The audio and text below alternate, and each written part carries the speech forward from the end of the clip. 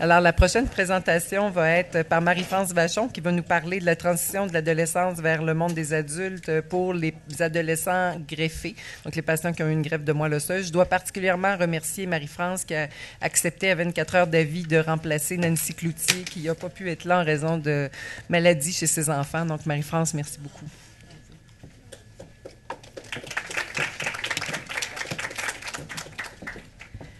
Et moi, pour souligner la journée de l'homme, je me suis levée ce matin avec une grippe d'homme. Alors, j'espère que ma voix va tenir le coup tout le long. Pour le changer avec Caroline, que je change les diapos. C'est avec ça. Ça va mieux parce que ça a tout talent. Moi, je faisais la flèche. Ah, ils sont cachés. Et là-dessus, sur l'écran, ça ne marche pas. Okay. J'ai pas réussi. Parfait, c'est bon. Alors, comme Caroline vous a dit, je vais vous parler du développement de la clinique des adolescents greffés qu'on est en train de faire, mais qui devrait être en mesure de débuter bientôt. Donc, voilà, on va regarder ensemble l'adolescence. C'est une étape cruciale dans une vie, peu importe qu'on ait été greffé ou non. Évidemment, quand on a une maladie importante, ça ajoute cet impact-là sur cette étape. La greffe vient encore ajouter par-dessus tout ça. Et donc, on va regarder ensemble c'est quoi les besoins de nos greffés, c'est quoi les défis qui sont en lien avec les différents besoins de nos patients et comment on peut répondre à leurs besoins du mieux qu'on peut. Donc, comme vous savez, l'adolescence est une étape cruciale dans notre vie. C'est pas super longtemps qu'on l'a fait, mais on s'en rappelle donc encore un peu. Donc, on sait que c'est une étape charnière. Un des buts ultimes, c'est le développement de leur autonomie, donc le transfert des connaissances, des compétences, des responsabilités des parents vers les adolescents. C'est donc le résultat ultime qu'on s'attend de chacun d'entre eux avant de passer à l'adulte. Donc, certains vont vivre cette étape-là beaucoup plus difficilement que d'autres. Vous rappellerez votre adolescence, c'était pas toujours joyeux. Et si on regarde tous les objectifs qu'on a à atteindre, mais évidemment, si on veut développer notre autonomie, donc s'éloigner un peu de nos parents pour vivre notre vie à nous, on a besoin d'intimité aussi. On ne veut pas vivre tout ça justement entouré de nos parents tout le temps. On a besoin, presque une nécessité absolue d'être comme nos pères, mais évidemment, l'image corporelle est quelque chose qui est vraiment important pour l'ensemble des adolescents. Puis, l'adolescence sert aussi à se forger notre propre caractère, notre personnalité aussi, c'est vraiment très important. Donc, si on ajoute une maladie chronique dans l'adolescence, surtout si elle survient au moment même de l'adolescence et non pas avant, donc quand ils n'ont pas encore eu le temps de s'adapter, donc ça ajoute des défis supplémentaires. Donc, souvent, l'image corporelle va être affectée par les traitements qu'ils vont recevoir, peu importe quelle maladie qu'on parle. Leur manque d'intimité va vraiment être un problème quand ils sont hospitalisés de façon prolongée avec papa ou maman autour d'eux. Mais évidemment, on perd toute notre forme d'intimité possible. Et le développement de l'autonomie devient aussi difficile. C'est moins la priorité quand on a à se battre pour notre vie, d'avoir aussi à développer notre autonomie. Souvent, ça passe en deuxième et on se réveille à 18-19 ans. Oups, j'ai passé cette étape-là pour beaucoup de nos patients. Et on dit souvent que d'être atteint d'une maladie chronique comme le cancer ou un autre, on a l'impression qu'ils maturent tellement vite, nos patients. Mais maturer ne veut pas nécessairement dire devenir autonome. C'est deux choses complètement différentes.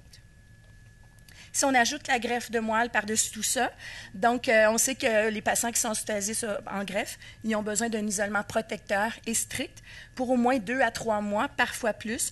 Donc, avec maman qui est souvent couchée à côté d'eux dans la même chambre. Alors là, on oublie complètement l'intimité et souvent, ils vont aussi participer aux besoins de base. Donc, on se ramène à l'adolescence d'avoir papa, maman qui nous aident à prendre notre bain, à faire nos besoins de base. On a vraiment perdu toute forme d'intimité. Que ce soit papa, maman, mais ça peut être aussi les infirmières, les infirmiers, c'est le même principe. On a aussi besoin, après, même au retour à la maison, ils ont besoin d'un isolement prolongé de 9 à 12 mois après la greffe, le temps de se rebâtir un nouveau système immunitaire. Qu'est-ce que ça signifie pour les ados? On ne va pas à l'école, on ne va pas au cinéma, pas au centre d'achat, pas de McDo. Et évidemment, comme tout le monde, on fait attention aux infections transmises sexuellement, mais encore plus les enfants qui n'ont pas de système immunitaire. Donc, évidemment, c'est une vie complètement différente de celle des adolescents qui n'ont pas été greffés. Et le retour à la vie dite normale, par la suite, quand ils arrivent à pouvoir le faire 9, 12, 15 mois plus tard, mais évidemment, il y a un déséquilibre entre le vécu des adolescents qui n'ont pas été greffés et le leur. Les sujets de conversation sont différents, le vécu est différent et les préoccupations sont différentes. Ils peuvent avoir la même préoccupation si on regarde la sexualité. Certains vont pouvoir, les enfants pas greffés vont plutôt penser à la sexualité comme étant « Ah, je trouve cette personne-là cute, comment je peux avoir plus d'intérêt avec? » Mais si je prends un adolescent greffé, leur sexualité, c'est plus « Est-ce que je vais pouvoir avoir des enfants un jour? » Donc, c'est le même thème, mais complètement un sujet différent. La greffe pédiatrique, qu'est-ce que c'est? C'est important de le comprendre, surtout quand on est un médecin qui travaille à l'adulte, parce que c'est quelque chose qui est complètement différent. C'est des maladies différentes. Évidemment, la leucémie, à l'adulte, ils connaissent ça, mais les déficits immunitaires divers, qui est une indication classique de greffe aussi, très peu vue à l'adulte. Heureusement, quand ils arrivent à l'adulte, ils sont greffés et donc guéris. Après ça, il y a différentes atteintes hématologiques. On parle d'anémie falciforme, l'anémie aplasique sévère, les thalassémies et plein d'autres maladies génétiques qui sont encore plus un mystère pour les gens à l'adulte, comme la leucodystrophie et l'ostéopétrose. C'est peut-être un mystère pour vous autres aussi. Mon but, ce n'est pas de vous faire un cours sur les différentes maladies, mais surtout de vous faire voir qu'il y a autre chose que la leucémie en pédiatrie qu'on va greffer. La greffe, qu'est-ce que c'est? Mais ça implique aussi l'utilisation de protocoles de chimiothérapie, parfois avec l'ajout ou non de radiothérapie pancorporelle de très forte intensité pour beaucoup d'entre eux. Certains vont comparer qu'on pourrait augmenter les doses de 10 à 40 fois par rapport à des traitements standards. Ce n'est pas toujours le cas, mais c'est pour donner une impression de grandeur. Ça peut se faire chez des très, très jeunes bébés. Nous, ici, le plus jeune avait 21 jours quand on a fait la greffe. Donc, à 11 jours, on a commencé la chimiothérapie. Et jusqu'à la fin de l'adolescence, et même des fois, nous, l'adolescence, ça peut être 20, 21 ans aussi. C'est donc une procédure à très haut risque vital. Ceux qui ont vécu la greffe avec beaucoup de nos patients le voient bien, mais pour la majorité d'entre eux, ça représente la seule et unique chance de survie pour ces enfants-là. La survie actuelle, selon la maladie qu'on va greffer, évidemment, ça a une importance, elle est estimée autour de 50 à 90 %. Ça dépend donc de la pathologie de base, le type de greffe qu'on va utiliser, les complications qui vont développer tout au long de la procédure. Mais pour nous, ça apporte un joyeux problème. Ça veut dire que notre cohorte de survivants s'agrandit de jour en jour, mais il faut s'occuper aussi de ces survivants-là qui sont guéris de leur maladie. Comme vous le savez, les besoins à long terme de nos patients, donc les traitements de chimiothérapie, vont apporter des toxicités à long terme. Il faut savoir que même les enfants qui sont greffés pour autre chose qu'un cancer vont avoir besoin de chimiothérapie aussi, donc il ne faut pas banaliser cette possibilité-là. Donc, il y a des toxicités organiques diverses qu'on peut retrouver. Le développement d'un cancer secondaire, selon quel type de chimiothérapie ou de radiothérapie qu'on va utiliser, l'infertilité qui est possible aussi, les retards de croissance, de développement, donc toutes les différentes atteintes hormonales, et les enfants qui vont faire une maladie du greffon contre l'autre, chronique, donc la fameuse GVH, qui peut affecter différents organes si c'est une GVH plutôt sévère que nos greffés vont développer. Donc, être guéri de sa maladie, comme vous le savez, ça ne signifie pas ne pas avoir besoin d'un suivi. Ils ont eux aussi besoin d'un suivi, même s'ils sont greffés pour différentes raisons depuis de nombreuses années. La majorité d'entre eux, ils vont avoir besoin d'une surveillance plutôt préventive. Et le concept de risque, quand c'est dans 10 ans, dans 20 ans, dans 30 ans, c'est très abstrait et très irréel pour nos adolescents, surtout s'ils ont été greffés quand ils avaient 3 mois. Ils n'ont absolument aucun souvenir de ce qu'ils ont eu. Et donc, pour eux, ce n'est pas quelque chose qui est très facile à comprendre. Ils se sentent aussi, les adolescents aussi, ils se sentent invincibles, ils ont combattu une maladie grave. Donc, même s'il y a autre chose qui arrive dans 10 ans, dans 20 ans, ils vont le combattre encore, ils vont être capables, ils l'ont déjà fait une première fois.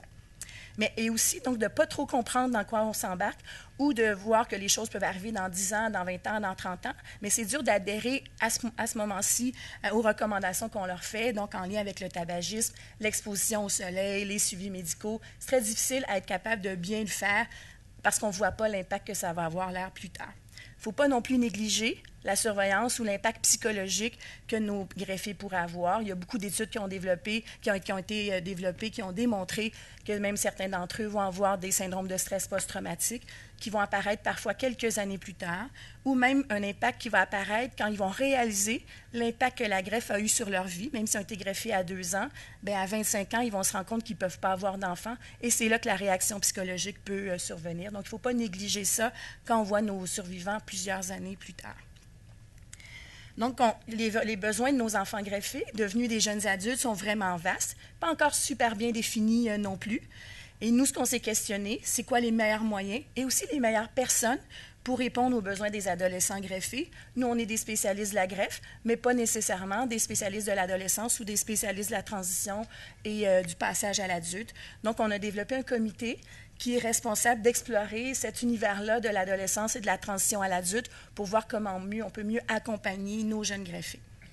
Donc, dans le comité, bon, évidemment, l'équipe de greffe est là, mais je veux aussi surtout vous montrer qu'on a ajouté des gens qui ont une expertise particulière. Donc, Dr Olivier Jamoul, qui est un médecin de la clinique des adolescents ici. Donc, sa spécialité, c'est de travailler avec des adolescents. On a une de nos psychologues qui est Tiona Lugassi. Elle, sa spécialité, quand elle a fait son doctorat, c'est sur la transition dans une maladie chronique. Donc, évidemment, c'est un apport important. Notre comité, on veut aussi développer différents projets de recherche. Donc, on a une infirmière qui fait de la recherche en sciences infirmières, donc France Dupuis, et Dr Sultan, que vous allez rencontrer tantôt, qui fait de la recherche en psycho-oncologie. Donc, il va pouvoir développer différents projets avec nous. Évidemment, nous, on n'a pas vécu cette transition-là, donc ça nous prend des jeunes adultes greffés qui ont vécu la transition de l'adolescence vers le milieu de l'adulte, donc on en a sur notre comité. Et ça nous prend aussi la vision des centres adultes, quand ils accueillent nos patients, comment ça se passe. Donc, on a Dr Sylvie Lachance, qui est la directrice du programme de greffe à Maisonneuve-Rosemont, qui est aussi avec nous dans le développement de la clinique. Donc, les premiers objectifs qu'on s'est donnés dans notre comité, c'était d'identifier le type de population qu'on a. On parle, oui, on a des adolescents greffés, mais plus spécifiquement, qu'est-ce que c'est être un adolescent greffé? On veut aussi explorer les attentes des équipes adultes envers nos patients. Ça nous permet aussi de discuter avec eux sur le vécu de nos patients. Ce n'est pas pareil être greffé à l'âge en jeune enfant qu'à l'adolescence ou même à l'adulte. Donc, on veut pouvoir leur donner un peu, nous, d'informations aussi. C'est important qu'on se dise de décrire le fonctionnement actuel de notre clinique pour pouvoir comparer sur le futur développement de notre clinique, comment on pourra comparer ceux qui l'ont vécu, l'ancienne méthode, et ceux qui vont le vivre avec notre nouvelle façon de faire là, qui va débuter bientôt. Puis on a aussi regardé différents modèles qui sont déjà implantés ailleurs, voir si on ne veut pas réinventer la roue, on veut voir s'il y a déjà des recettes gagnantes ailleurs, mais évidemment, on va les utiliser.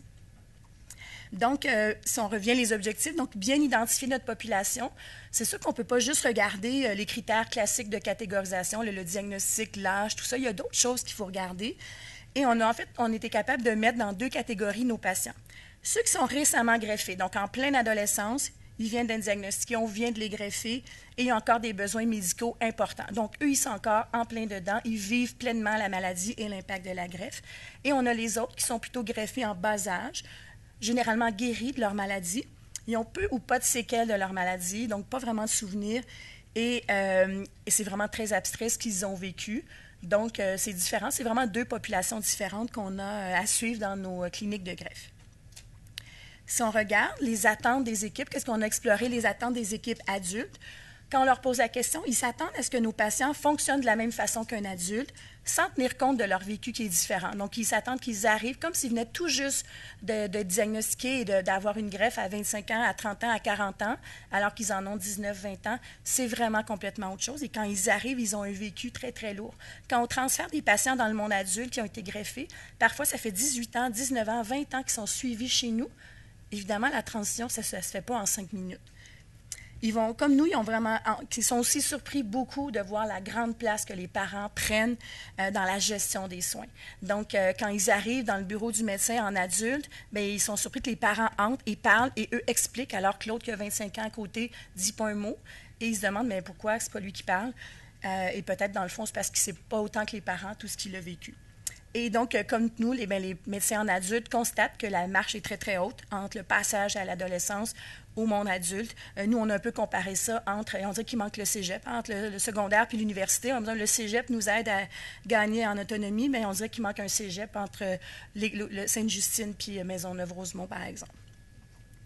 Donc, si on regarde le fonctionnement actuel de notre clinique de suivi, donc nos patients greffés sont vus à un centre de jour, peu importe quel jour, peu importe quel âge, peu importe le diagnostic, peu importe les toxicités. Donc, on peut se promener dans une chambre d'isolement à l'autre d'un bébé de 6 mois, d'un autre de 19 ans, d'un autre de 14 ans. Donc, notre attitude à nous doit changer, mais c'est pas facile de s'adapter d'un à l'autre comme ça. Donc, on dirait ce qu'on se disait, c'est qu'il faudrait plutôt avoir une journée où ce matin, on se lève puis on dit on pense adolescent, puis c'est comme ça qu'on va travailler aujourd'hui. Ça devrait, il me semble, si on change notre façon de voir les choses, ça devrait déjà être un point important. Puis même pour les adolescents, quand ils viennent à la clinique, s'ils côtoient un bébé qui a été greffé à 6 mois, ça ne dit pas vraiment grand-chose. Il n'y a pas grand-chose à discuter avec. Il ne semble pas avoir de similitude avec son vécu, alors que lui a été greffé à 17 ans peut-être. Donc, si on regarde aussi, on a regardé est-ce qu'il y avait des modèles existants dans différentes cliniques, pas nécessairement des cliniques de greffés, parce qu'on n'en a pas trouvé beaucoup, des modèles de cliniques d'adolescents pour enfants greffés ailleurs. Il y a quand même plusieurs cliniques pour adolescents ou jeunes adultes pour différentes maladies chroniques. Mais ce qu'on s'est rendu compte, c'est que c'est beaucoup à 17 ans que ça commence. À 17 ans, on se rend compte qu'ils arrivent proche de 18 ans. Et donc, il va falloir penser à les transférer à l'adulte. Et donc, leur autonomie, tout ça, si ils ont eu à la développer eux-mêmes, peut-être toute seule, ou peut-être qu'on a perdu un peu de temps si ça n'a pas encore été développé. Très peu de ces modèles-là ont évalué l'impact de leur programme et l'efficacité dans la transition. Donc, on a des belles cliniques, mais est-ce que ça fonctionne bien? On ne sait pas, ça n'a pas nécessairement été évalué. Mais tout le monde s'entend pour dire que la préparation à la transition, évidemment, elle est essentielle. Puis, mais c'est quoi la meilleure façon? Ce n'est pas encore clair un peu partout. Une chose qui est certaine, par contre, c'est qu'une transition efficace, avant de pouvoir dire, mais la transition, elle est prête, il faut voir est-ce que l'enfant est prêt ou l'adolescent, est-ce qu'il est prêt à être transféré à l'adulte, et on évalue ça comment être prêt. C'est vaste un peu comme chose. Mais évidemment, tout le monde s'entend aussi pour dire qu'une bonne préparation à la transition, mais ça va avoir un impact positif sur leur capacité à adhérer au traitement, par exemple. Ça va avoir une capacité à améliorer leur état de santé et une diminution des hospitalisations. Si leur suivi est bien fait, mais ils vont moins se présenter à l'urgence pour différentes choses qui n'auront pas été prises en charge en prévention. Donc, ça a un impact positif sur plein de choses, même dans le système de santé. On a trouvé un modèle qu'on trouvait super intéressant. Quand on regarde, on revient à être prêt à transférer à l'adulte, ce qu'on appelle la readiness. Là, il n'y a pas un bon mot français à part dire être prêt, mais la readiness, ça le dit bien. Donc, c'est un modèle qui est sociologique et qui regarde aussi l'environnement. Donc, il ne faut pas juste... et ce n'est pas nécessairement juste en greffe, mais les adolescents, les jeunes adultes atteints d'une maladie chronique. Donc, ça va au-delà des déterminants qu'on utilise habituellement sur l'âge, la connaissance de la maladie et la compétence dans les soins. Tu sais, souvent, on dit, OK, il a 18 ans, il connaît sa maladie, il est capable de gérer ses médicaments, il est prêt à aller à l'adulte. Il manque quelque chose si on regarde ce modèle-là. Il faut mettre d'autres choses en relation avec ça. Est-ce que les adultes sont prêts à l'accueillir? Est-ce que nous, on est prêts à le laisser partir? Puis est-ce que les parents sont prêts à le laisser partir? Il y a plein de choses comme ça qu'il ne faut pas négliger non plus. Donc, si on regarde tout ce que je viens de vous dire dans les différents constats, donc à la lumière de ce qu'on a tout regardé, la préparation à la transition, il faut que ça se fasse dans une philosophie de patient partenaire. Oui, il y a les parents, mais là, c'est lui, le jeune adulte, qui doit prendre en charge ses soins et devenir la personne qui va être capable de bien le gérer. C'est notre philosophie déjà en greffe qu'on a implantée, mais c'est encore plus vrai qu'il faut maintenant que ce jeune adolescent-là devienne lui-même la personne responsable de son dossier. Donc, puis on a aussi ajouté à notre liste de personnes, est-ce qu'on est prêt au transfert à l'adulte? Mais les parents des enfants greffés, est-ce qu'ils sont prêts? Les équipes qui reçoivent nos patients, est-ce qu'ils sont prêts? Puis nous, est-ce qu'on était prêts à les laisser partir? Je vous dis tout de suite, non. En tout cas, pour beaucoup d'entre eux, non. Donc, pour les parents des enfants greffés, si on veut regarder est-ce qu'ils sont prêts à les laisser partir. Donc, on sait que, comme je vous disais, l'adolescence, c'est une période difficile pour les adolescents, mais c'est une période difficile pour les parents aussi de vivre cette période-là, surtout si on ajoute une maladie chronique et une étape majeure et stressante pour les parents, comme la greffe aussi. Donc, évidemment, comme on disait tantôt, ce n'est plus l'objectif prioritaire pour les parents de s'assurer que leur jeune adolescent va devenir autonome. On se bat pour lui sauver la vie en premier, on verra pour la suite. Et l'adaptation des parents dans le monde des adultes, même s'ils sont eux-mêmes des adultes, mais dans le monde médical adulte, c'est un choc culturel majeur. Ils ne s'attendaient pas à ça du tout quand ils arrivent là-bas. Donc, il faut développer maintenant un lien de confiance avec une nouvelle équipe, mais ça fait 18 ans qu'on travaille avec une autre équipe, puis là, on doit recommencer avec une équipe qui a un fonctionnement complètement différent, donc ça ne se crée pas du jour au lendemain. Ça va être long, et peut-être ça n'arrivera même jamais pour certains d'entre eux d'avoir à créer ce lien de confiance-là. Si on regarde les équipes adultes qui reçoivent nos enfants, mais il ne faut pas qu'ils considèrent un enfant greffé comme un mini-adulte. Ce n'est pas un mini-adulte, c'est un adulte qui est différent d'un autre. Donc, les maladies sont différentes, ils sont méconnus, leur vécu est différent, échelonné sur plusieurs années. Et les risques de complications à la greffe, ce n'est pas les mêmes que les greffés à l'adulte parce que c'est des enfants et parce qu'ils ont des maladies différentes. et le fonctionnement dans nos cliniques pédiatriques, ils sont aussi différents. Donc, on peut se questionner, est-ce que les centres adultes sont adaptés pour recevoir nos jeunes adultes? C'est une question. Bien, en résumé, ce qu'ils nous disent, bien, ça fait peur recevoir un greffé pédiatrique. Notre équipe à nous, on s'est posé plein de questions. Est-ce qu'on a un obstacle au développement de l'autonomie de nos patients? Est-ce qu'on a négligé cet aspect-là en planifiant pas adéquatement cette étape-là qui est vraiment importante? Est-ce qu'on a banalisé l'impact psychologique de la coupure sur la famille et sur notre équipe? Puis notre perception est souvent qu'on est peut-être les meilleurs à s'occuper de nos patients et donc est-ce qu'on retarde le transfert à cause de ça parce qu'on pense qu'on est capable d'apporter les meilleurs soins? Donc la réponse à toutes ces questions, c'est probablement oui, on est coupable, on avoue vraiment. Mais c'est pour ça qu'on s'est dit, bien, en réalisant ça, il y a quand même pas si longtemps que ça, qu'il fallait développer une clinique pour adolescents ciblée, une clinique ciblée pour nos adolescents greffés. Donc, peu importe le moment de leur vie qu'ils ont été greffés, mais ils vont à l'âge de 14 ans, ils vont transférer dans notre clinique pour avoir un suivi. On va pouvoir aussi avoir donc des parents qui vont se comprendre entre eux parce qu'ils vont être là la même journée à la clinique aussi. Et une équipe, donc cette journée-là, on va se lever en disant on est sensibilisé au fait qu'on travaille avec des ados aujourd'hui. Donc, c'est différent que de passer de 6 mois, 12 ans, 15 ans, 20 ans d'une chambre à l'autre. Donc, on change complètement notre paradigme. Donc, la clinique, elle est en développement, mais elle devrait, on espère, ouvrir sous peu. En fait, c'est juste changer les journées de patients pour qu'ils viennent tous la même journée. Ce n'est pas des nouveaux patients qui vont venir. Donc, on est en train, l'objectif de notre comité que je vous ai parlé tantôt, c'est d'établir la structure de la clinique, la philosophie de soins qui va la sous-tendre et les différentes avenues et projets de recherche qui vont découler de tout ça. Et donc, les objectifs, donc je vous en ai parlé tantôt, une philosophie de partenariat de soins, donc offrir des soins spécifiques aux adolescents greffés à leurs besoins, favoriser le développement de l'autonomie des adolescents dans la gestion de la santé et des besoins liés à son statut d'être un greffé, faciliter le transfert et la transition dans le milieu adulte en préparant aussi les équipes qui vont les accueillir et accompagner les parents dans la phase de transition d'un adolescent atteint d'une maladie chronique, guéri, vers un jeune adulte autonome. Donc, la clientèle visée rapidement, c'est des jeunes adolescents âgés de 14 ans, greffés ou en préparation pour une greffe. S'il y a un jeune qui nous est transféré, référé pour une greffe sous peu, mais on va déjà le mettre dans notre clinique des greffés. L'indication de greffe peut être tout autre, là, que ce soit une leucémie ou une maladie non maligne, et les greffés allogéniques uniquement dans cette clinique-là. Donc, ce qu'on veut, c'est que l'adolescent devienne maintenant le patient partenaire, qu'il s'approprie son histoire. Plusieurs thèmes vont être abordés, les thèmes classiques de l'adolescence, du jeune adulte, la sexualité, l'alimentation, les habitudes de vie, tout ça. Et chacun aura un plan personnalisé parce que les besoins sont différents d'une personne à l'autre. Mais ce qu'on voudrait regarder, c'est développer ce qu'on appelle un référentiel de compétences. Donc, c'est quoi, comment on fait pour s'assurer que cette personne-là, elle est prête à transférer à l'adulte? C'est quoi les différents objectifs qui devraient être atteints?